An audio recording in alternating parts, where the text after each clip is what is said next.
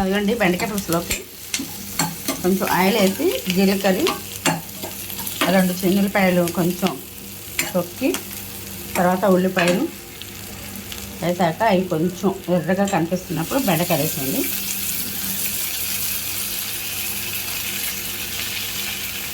అదే 10 నిమిషాలు అయిపోయిందండి. బెండకాయ పులుసు మట్టికి చిటికలు అయిపోయింది. మనం చిన్నగా కోసుకుంటే మట్టి ఎంతసేపు పట్టదు.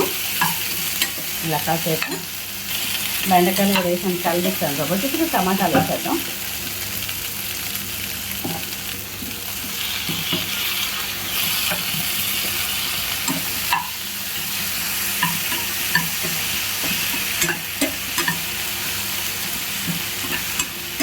మూత పెడదాం కాస్త ఒక 5 నిమిషాలు. అలాగే ఇక్కడ అన్నం కూడా పొగలు కక్కేస్తుంది. వేడిగా అయిపోయింది. అన్నం కూడా రెడీ అయిపోయింది. ఇది సేపు అలా మూత పెట్టేది ఒక 5 నిమిషాలు. అదిగోండి అయిపోయింది కూర. చింతపండు పులుసు పోసేసి ఇంక ఇలా కొంచెం మనం అన్నంలో కలుపుకోవడానికి అనుగుణంగా ఉంటే చాలు. అయిపోయింది. చేయండి బెండకాయ పులుసు. అలాగే అన్నం కూడా పెట్టేసాను మా బాబుకి, నాకు కూడా. మేము కూడా అలాగే అన్నం పెట్టుకుంటున్నాం.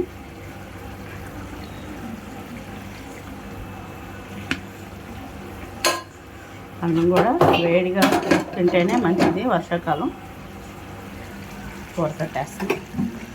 అదండి ఇక అన్నం తిన్నాం. వచ్చేయండి.